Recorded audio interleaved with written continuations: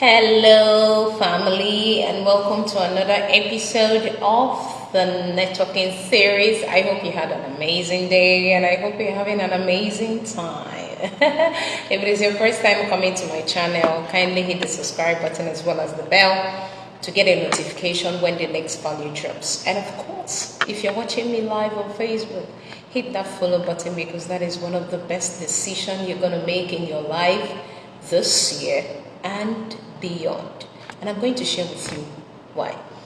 So my name is Linda Onemefo, right? And today I'm going to share with you why you feel shy. A lot of persons, especially in my space and with all the track records that we have, a track record of questions that comes into this space based on my expertise, right? So many persons have been thinking that because they get nervous or because they are shy, automatically makes them introvert. Now today I want you to let you know that including extrovert, including introverts and ambiverts actually feel shy and nervous, especially if you want to start a new thing or something that you've never done in your life before. You have a way of being afraid of something, you have a way of being shy of something, you always have a way of being nervous. I can remember the first time I sang in the city of Lagos. I've never done that before in that kind of a crowd, and I've never tried out contemporary singing because I basically do more of opera and classical singing, but it was my first time trying out contemporary singing, and as well in a total different audience I'm not familiar with. So it doesn't mean I do not know my song and what I want to perform, but for the sake of that being my first time, I was actually nervous. I was actually nervous about this, and so it's actually fine. It doesn't make me an introvert or an extrovert or an ambivert, because being shy is not a personality type. It's an attribute anyone, no matter the personality, can actually have at the beginning of a thing. I welcome you, Daniel Weke. Thank you so much for watching. Let me know where you're connecting from, and I'm going to give you a befitting shout out.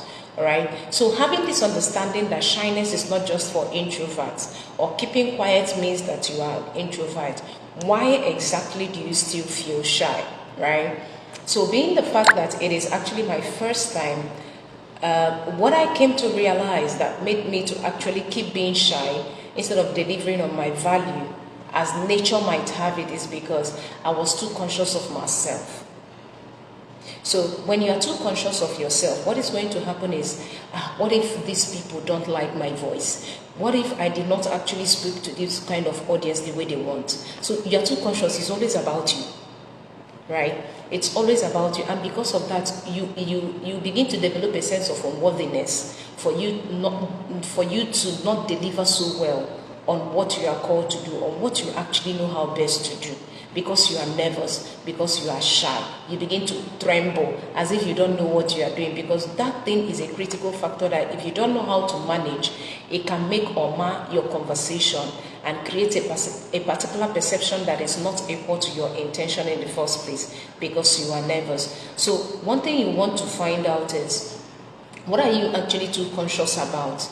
Is it about what if I don't think I know how to speak well to this kind of audience. I've never been with this audience before, and you just centered everything all about you, and that is why you cannot actually focus on the delivery of what you have to bring to the table. And that is why I always advise public speakers, especially people who are actually starting out as public speakers, to actually start online. What that means is that you want to actually build a confidence level where you make yourself feel consistently that your contribution is valid. So before you mount your stage, you already have that conviction that whatever you have to bring to the table is valuable enough. Right? So what is going to happen is that, for example, you want to exercise making a lot of videos, doing a lot of things, talking to an audience, even in a small unit where you are comfortable for you to build that confidence. So you will not be able to doubt yourself because you are feeling shy. So because of that, you are too conscious. Stop being too conscious of yourself. Rather, the best way is to be able to build your curiosity. What curiosity helps you? Curiosity is a very great skill people lack. Your I don't care attitude and you always care about yourself is not going to do well for you in the area of being shy. Because when you are concentrated on how you feel at the moment or how your legs are trembling and everything, you will never come out of that shyness in a very short period of time. But when you take off that focus, being curious about, I want to get to know about this audience, I want to find out what I have never done before that I really need to do right now to be able to boost my competence and increase my reach. That the moment you begin to spark that curiosity, what is going to happen is that you begin to ask questions to be able to get along, to be able to get used to it. Because you can get, what you can get over is what you have getting used to. So if you want to get over it, you just have to get used to it. Now you start sparking up the curiosity. Okay, what is this about this person? What is it about this person? You begin to, hi. That is when you begin to reach out. Right? You start giving yourself an opportunity to actually reach out. Even when you are nervous or shy, you want to find out. You want to get to know about that person. That particular skill is very, very critical. The second thing is that you are too focused on the negative impact. What if the person rejects me? What if I did not say it right? What if everything is all about the negative? You're not seeing the positive impact that you're about to make. Today is the time to focus on learning from any responses you get from people, because whatever thing you face is going to give you a learning experience. So if you focus on what you can learn rather than perfection, you will begin to make progress. So you now begin to ask yourself, do you want to regret not performing at your best when you're on stage, right? The moment you get down from the stage. If that is not what you want, give it your best shot at that moment, regardless of how you feel, because action creates feeling.